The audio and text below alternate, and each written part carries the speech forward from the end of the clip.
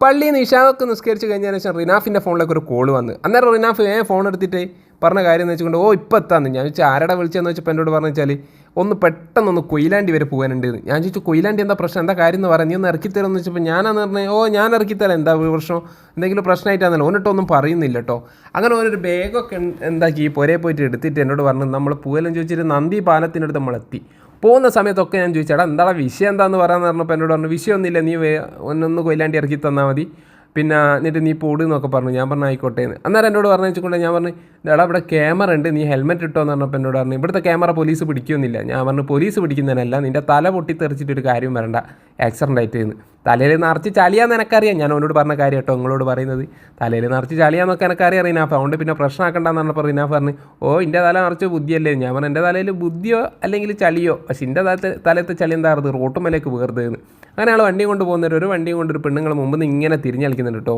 ഞങ്ങൾ അതിൻ്റെ മുമ്പ് കൂടി ഓളെ ഒന്നും ആക്കാണ്ട് സൈഡ് കൂടി, അതായത് വണ്ടി തട്ടാണ്ട് സൈഡ് കൂടി തന്നെ അങ്ങ് പോവുകയും ചെയ്ത്. പിന്നെ ഇവൻ്റെ പോക്ക് എന്ന് വെച്ചാൽ ഒരു രക്ഷയില്ല കേട്ടോ. പിന്നെ മൂടാടി എത്തിക്കഴിഞ്ഞതിന് ശേഷം ഞാൻ പറഞ്ഞു എടാ ഡിവൈഡറിൻ്റെ സൈഡിൽ കൂടി എടുക്കുന്നവരെ ശ്രദ്ധിക്കണം എന്ന് പറഞ്ഞപ്പോൾ എന്നോട് പറഞ്ഞു വെച്ചിട്ടുണ്ടെങ്കിൽ ഒക്കെ എനിക്കറിയാം, എനിക്ക് ഡ്രൈവിംഗ് ഒക്കെ നന്നായിട്ട് അറിയുന്നതാണ്. ഞാൻ പറഞ്ഞു ആയിക്കോട്ടെ. എന്നാലും ഞാൻ പറഞ്ഞു എന്നാൽ ഈ ലോറിനെ ഒന്ന് വെട്ടിച്ചേക്ക് എന്ന് പറഞ്ഞു. അങ്ങനെ ഈ ലോറിനെ വെട്ടിച്ചിട്ട് ഈ ലോറി മാത്രമേ ഉള്ളൂ എന്ന് വിചാരിച്ചു നോക്കുന്നത്. രാത്രി നിറച്ച് ലോറിയല്ലേ, ബേക്കിൽ ലോറി മുമ്പിൽ ലോറി എന്ന് പറഞ്ഞൊരവസ്ഥയായിരിക്കും. ഞാൻ പറഞ്ഞാൽ ഇതിനെയും കൂടി ഒന്ന് വെട്ടിക്കുന്നു. ആടെ നോക്കുന്നവർ അതിൻ്റെ മുമ്പിൽ ഒരു ലോറി. പിന്നെ അവൻ പറഞ്ഞു വെച്ചുകൊണ്ട് ഇന്ന് ലോറി പെരുന്നാളാണെന്ന് തോന്നുന്നു, അതുകൊണ്ടായിരിക്കും ഇത്രയും കുറേ ലോറി. ഞാൻ പറഞ്ഞു രാത്രി അന്നേരമാണ് ലോറികൾ പുറത്തിറങ്ങുക എന്ന് പറഞ്ഞു. അന്നേരം എന്നോട് പറഞ്ഞാൽ തുടങ്ങി നീ ഒന്ന് മിണ്ടാണ്ടിക്കെന്ന് പറഞ്ഞതിനെ കൊണ്ട് ഞാൻ അന്നേരം തന്നെ കുറച്ചേരം മിണ്ടാണ്ടെന്ന് കേട്ടോ. പിന്നെ അവൻ എന്നോട് പറഞ്ഞു നീ മിണ്ടിക്കും, മിണ്ടാണ്ടെന്നിട്ട് ഒരു സുഖം കിട്ടുന്നില്ല എന്ന് പറഞ്ഞതിന് ശേഷം ഞാൻ നാട്ടിലത്തെ കുറേ കഥയൊക്കെ പറഞ്ഞു, നാട്ടിലെയും വീട്ടിലെയും പിന്നെ നാട്ടിലെ പാരകളൊക്കെ കഥ ഇങ്ങനെ ഓരോന്നോരോന്ന് എന്താ പറയുക ഇങ്ങനെ പറഞ്ഞതാ. അപ്പോൾ നോമ്പ് നോറ്റിട്ട് ഇതൊന്നും പറയാൻ പാടില്ല എന്ന് ഞാൻ പറയുകയൊക്കെ ചെയ്തു. അന്നേരം പറഞ്ഞു നോമ്പ് നോറ്റിട്ട് നമ്മൾ സത്യമല്ലടാ പറയുന്നത്. കൊല്ലത്തെത്തി ഒക്കെ നേരം നല്ല ബ്ലോക്ക് കേട്ടോ. ഈ ബ്ലോക്കിൻ്റെ അടുക്ക് കൂടിയൊക്കെ നല്ല അടിപൊളി ലോന് കട്ട് ചെയ്ത്, അത് കട്ടിങ് എന്ന് വെച്ചുകൊണ്ട് റോഡ് സൈഡിൽ കൂടിയൊക്കെ നല്ല അടിപൊളിയിൽ അങ്ങ് പോവുകയൊക്കെ ചെയ്തു. എനിക്ക് നല്ല പേടിയുണ്ട്. എന്താണെന്ന് വെച്ചുകൊണ്ട് മുമ്പ് നിന്ന് നല്ലോണം വണ്ടി വരികയും ചെയ്യുന്നുണ്ട്. ഇവൻ നല്ല സ്പീഡിലാണ് പോകുന്നത്. സ്പീഡ് കുറയ്ക്കുന്ന 100 പ്രാവശ്യം പറഞ്ഞിട്ട് ഓൻ പറഞ്ഞു വെച്ചുകൊണ്ട് സ്പീഡ് കുറച്ചിട്ടാണ് പോകുന്നത് നിനക്ക് തോന്നുന്നതെന്ന്. പെട്രോൾ പമ്പ് എത്തിക്കഴിഞ്ഞാൽ ഞാൻ പറഞ്ഞു എടാ പെട്രോൾ അടിക്കേണ്ടതെന്ന്. അന്നേരം എന്നോട് പറഞ്ഞു വെച്ചുകൊണ്ടെങ്കിൽ കോഴിക്കോട് നിന്ന് അടിക്കാമെന്ന്. ഞാൻ വെച്ചാൽ കോഴിക്കോട് അല്ല കൊയിലാണ്ടി എന്ന്. ഞാൻ പറഞ്ഞു എടാ ഇത് കൊയിലാണ്ടി തന്നെ. പിന്നെ ഫുള്ള് റോങ് തന്നെ വണ്ടി എടുക്കൽ, വണ്ടി സൈഡിൽ കൂടി തന്നെ എടുക്കുന്നത്. ഞാൻ പറഞ്ഞു എടാ ഈ ബ്ലോക്കിൻ്റെ ഉള്ളിൽ കൂടിയൊക്കെ വണ്ടി തട്ടുന്ന എനിക്ക് തന്നെ എന്തല്ലോ ആണെന്ന്. സത്യം പറയുന്നത് മുമ്പിലൊരു ടയർ തന്നെ വണ്ടീൻ്റെ ഉള്ളിൽ ടയറൊക്കെ കത്തിച്ചിട്ട് ഇങ്ങനെ പോകുന്നു. പിന്നെ ഞാൻ പറഞ്ഞു എടാ നീ ഒന്ന് ശ്രദ്ധിച്ചൊരു പോട് 100 പ്രാവശ്യം പറഞ്ഞു കിട്ടോ. എന്നിട്ടൊന്നും വേണാൽ കേട്ടില്ല. എൻ്റെ ഒരു വാക്ക് കേൾക്കണ്ടേ ഇവൻ പറഞ്ഞിട്ട് അങ്ങനെ കൊയിലാണ്ടി എത്തിയാൽ എനിക്ക് സമാധാനമായി. എന്താ വെച്ചിട്ടുണ്ടെങ്കിൽ ഇനിയൊരു പ്രശ്നം വരുന്നില്ല. കാരണം എന്ന് വെച്ചുകൊണ്ട് കൊയിലാണ്ടി വരെ അല്ലേ ഇവനെ ഉള്ളൂ, അവിടെ ഇറക്കിയിട്ട് എനിക്കിങ്ങ് പോരാല്ലോ എന്ന് വിചാരിച്ചിട്ട് ഞാൻ അന്നേരം പറഞ്ഞു എന്നാൽ വണ്ടി ഇങ്ങ് സൈഡാക്കിക്കോ എന്ന്. അന്നേരം ഒരു കോൾ വന്നിട്ട് പറഞ്ഞു വെച്ചിട്ടുണ്ടെങ്കിൽ കുറച്ചുകൂടി ഒന്ന് മുന്നോട്ടേക്ക് എന്ന്. അങ്ങനെല്ലാം കൂടി മുന്നോട്ട് പോയി കൊയിലാണ്ടി കഴിഞ്ഞിട്ടോ. കൊയിലാണ്ടി കഴിഞ്ഞിട്ട് ഞാൻ ചോദിച്ചല്ല കൊയിലാണ്ടി നമ്മളെ കോടതീൻ്റെ അടുത്തെത്തി, ഇനി എന്താ ചെയ്യുന്നത്? കൊയിലാണ്ടി കഴിഞ്ഞിട്ട്. ഞാൻ പറഞ്ഞു കഴിഞ്ഞിട്ട് ആയിക്കോട്ടെ. ആരാ വിളിച്ചതെന്ന് വെച്ച് നമ്മളൊരു കമ്പനിക്കാരൻ വിളിച്ചാന്ന്, ഓനൊന്ന് കൊയിലാണ്ടീൻ്റെ അപ്പുറമുള്ളതെന്ന് പറഞ്ഞു. ഞാൻ വെച്ച് അപ്പുറം എന്ന് വെച്ചാൽ ഏടാ ഒന്ന് പറയുമോ? അങ്ങനെല്ലാം കൂടി കൊയിലാണ്ടി കഴിഞ്ഞ് കൊയിലാണ്ടിയിൽ നിന്ന് കുറേ മുന്നോട്ട് ചെങ്ങോട്ടോ ഒക്കെ കഴിഞ്ഞതിന് ശേഷം ഞാൻ ചോദിക്കലിങ്ങ് നിർത്തിയതിന് ശേഷം പിന്നെ ഒരു കാര്യമില്ല കേട്ടോ. ഓനൊരു അക്ഷരം മിണ്ടിയില്ല. എന്താ വെച്ചുകൊണ്ട് ഓന് നന്നായിട്ട് മനസ്സിലാക്കി എനിക്ക് നന്നായിട്ട് ദേഷ്യം പിടിച്ചിരിക്കുന്നു. ആ ദേഷ്യം മനസ്സിലാക്കിയതിനെ കൊണ്ട് തന്നെ എന്നോട് പറയുന്നത് വെച്ചുകൊണ്ടെങ്കിൽ നമുക്ക് എന്തെങ്കിലും കുടിക്കാമെന്ന് വെച്ച്. ഞാൻ ചോദിച്ചു ജ്യൂസ് എന്തെങ്കിലും ആണെന്നുണ്ടെങ്കിൽ കുടിക്കാമെന്ന്. അന്നേരം പറഞ്ഞു ജ്യൂസ് അല്ലടാ പറഞ്ഞത്, എന്താ ചായ ഏറ്റാൻ കുടിക്കാമെന്ന്. ഞാൻ പറഞ്ഞു ചായ വേണ്ടായിരുന്നു എന്ന്.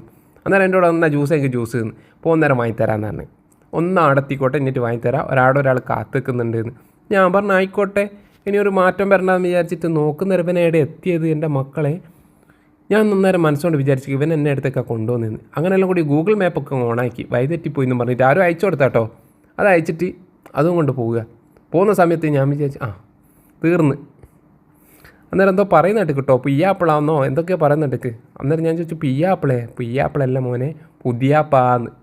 എടാ കോഴിക്കോട് പുതിയാപ്പയിലാണ് ആര് കൊണ്ടുവന്നത്, ഇവൻ കൊണ്ടുപോയിട്ട് ആടുന്ന് ഫോൺ കൊടുത്തിട്ട് എന്നോട് പറഞ്ഞു വെച്ചിട്ടുണ്ടെങ്കിൽ ഇത് എൻ്റെ വണ്ടിയായി തള്ളുന്ന കേട്ടോ, ആരുകൊണ്ട് വിളിക്കുന്നു, കാണുന്ന വണ്ടി നമുക്ക് എടുക്കേണ്ടത്. അങ്ങനെ എൻ്റെ വണ്ടി അവനവിടെ സൈഡാക്കി. എന്നിട്ട് നേരെ ആ വണ്ടിയിൽ പോയിട്ട് അവിടെ കയറി കുത്തിരിക്കാനുള്ള പരിപാടി കേട്ടോ അവൻ്റെത്. ആ വണ്ടിയിൽ കയറിയിട്ട് കുത്തിനിട്ട് എന്നോട് പറഞ്ഞു വെച്ചുകൊണ്ട് കുറച്ച് വെള്ളം പറഞ്ഞു ഗ്ലാസ്സുമ്മൽ വെള്ളം. ഞാൻ എൻ്റെ ഹെൽമെറ്റൊക്കെ അടങ്ങി വെച്ചിട്ടോ. അങ്ങനെ വെള്ളമൊക്കെ പറഞ്ഞതന്നെ ചോനെന്താക്കി വൈപ്പറൊക്കെ വൈപ്പറിട്ട് വണ്ടി എടുത്തിട്ട് നമ്മൾ പോവുകയാണ്. അന്നേരം ഞാൻ ചോദിച്ചു എങ്ങോട്ടേക്കാന്ന്. അന്നേരം പറഞ്ഞു എങ്ങോട്ടേക്കില്ല, നീ വരുന്നു എൻ്റെ കൂടെ എന്ന് ചോദിച്ച്. ഞാൻ പറഞ്ഞു ഞാൻ വരുന്നു നിൻ്റെ കൂടെ എന്ന്. അങ്ങനെ ഞങ്ങൾ രണ്ടാളും കൂടി ഇങ്ങനെ പോയത് എത്തേക്കാ തലശ്ശേരിക്ക്. അങ്ങനെ ഒന്ന് കൊയിലാണ്ടി ആക്കാൻ പോയ ചങ്ങായി തലശ്ശേരി മാർക്കറ്റിലെത്തിയിട്ടോ എൻ്റെ കൈമേലുള്ള ബാഗ് കണ്ടപ്പോൾ ഞാൻ വിചാരിച്ചു കീലെന്താ നയിക്കുള്ളേന്ന് എന്താ വെച്ചുകൊണ്ട് ബാഗ് ഏടെയും വെക്കുന്നില്ല ഇവന്. അങ്ങനെ ഒരു ഇന്ത്യക്കാരനെ ഇത് ഇപ്പുറത്തൂടെ നടക്കുന്ന ഇന്ത്യക്കാരനാട്ടോ. ഓനോട് ഇടുന്ന വെള്ളം കിട്ടുകയെന്ന് ചോദിച്ചിട്ട് വെള്ളം കിട്ടുന്ന സ്ഥലത്ത് പോയിട്ട് ഒരു കുപ്പി വെള്ളവും വാങ്ങിയിട്ട് ഇവൻ നേരെ എന്താ ചെയ്യുന്നത് വെച്ചുകൊണ്ടെങ്കിൽ കടപ്പുറത്തിൻ്റെ ഈ സൈഡ് കുത്തിനിട്ട് അവൻ്റെ ബാഗിലുള്ള ഫുഡ് മൊത്തം പുറത്താക്കി. എന്താ വെച്ചുകൊണ്ട് നോമ്പ് തുറന്നതിന് വെച്ചാൽ കുറച്ച് ഫുഡൊക്കെ ബാക്കിയുണ്ടായിരുന്നു, അതൊക്കെ എടുത്തിട്ട് വന്നാന്നൊന്നും നിങ്ങൾ വിചാരിക്കേണ്ട.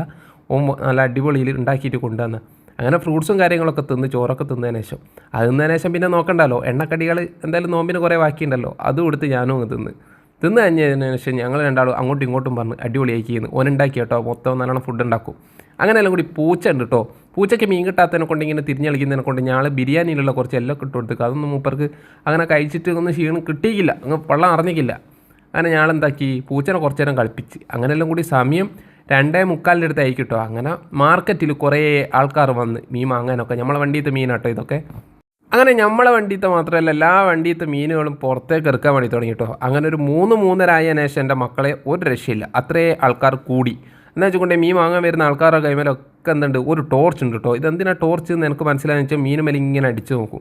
ഇവരൊക്കെ കണ്ടില്ലേ ഇത്രയും പൊലച്ചൊക്കെ എണീച്ചിട്ട് ഇവിടെ വന്നിട്ട് നന്നായിട്ട് ലോഡൊക്കെ എടുത്തിട്ട് വണ്ടിയിലൊക്കെ കയറ്റി വെച്ചിട്ട് ഇതാക്കുക. നമ്മൾ പറയും ഇവർക്കൊക്കെ ഒന്നും പണിയൊന്നും ഇല്ലയെന്ന്. അത്രയും കഷ്ടപ്പെട്ടിട്ട് ഞാൻ ഈ മാർക്കറ്റിൽ, അതായത് കോഴിക്കോട് മാർക്കറ്റിലൊക്കെ പോയി, പക്ഷേ ഇത്രയും രാവിലെ ഒന്നും എണീറ്റൊന്നും ഇതുവരെ പോയില്ല. അങ്ങനെ അതൊക്കെ കഴിഞ്ഞതിന് ശേഷം ഞങ്ങൾ നേരെ തിരിച്ച് വീട്ടിലേക്ക് പോകട്ടോ. എത്ര മണിക്കാണ് പോകുന്നതെന്നറിയോ? ഉച്ചക്ക് 1:45 അല്ല 12:45 ഞങ്ങൾ അവിടെ നിന്ന് ഇറങ്ങിയ പാടെ തന്നെ നമ്മൾ എടുത്തി പുരയിലേക്ക് പോകുന്ന പരിപാടിയല്ല. വണ്ടി എടുത്തിട്ട് എവിടെ കൊണ്ടാക്കണോ? പുതിയാപ്പ കൊണ്ടാക്കണം. അങ്ങനെ റിനാഫിനോട് ഞാൻ പറഞ്ഞു വെച്ചാൽ ഒരിക്കലും ഇതേമാതിരി ആരെയും പറ്റിക്കരുത്, ഇപ്പോൾ വരാമെന്ന് പറഞ്ഞ് കൂട്ടിക്കൊണ്ടുപോയി ചെറിയാനാ. വീട്ടിലെത്തുമ്പോഴത്തേക്ക് എത്ര മണിയാക്കിയെന്നറിയോ? 4 മണിയാക്കി.